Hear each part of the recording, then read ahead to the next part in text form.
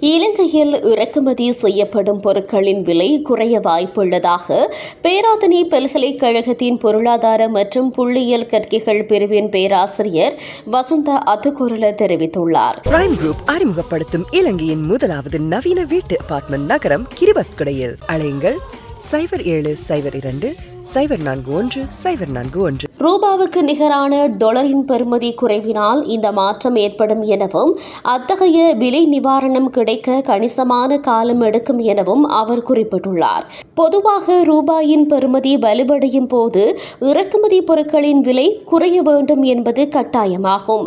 எனினும் அதனை உடனடியாக எதிர்பார்க்க முடியாது. அது காலத்துடன் முறையாக இடம்பெற வேண்டும். பொருட்கள் ஒரே நாளில் இறக்குமதி செய்யப்பட்டாலும் அதற்கு பணம் செலுத்துவதற்கு ஒரு காலப்பகுதி எடுத்துக்கொள்ளும்.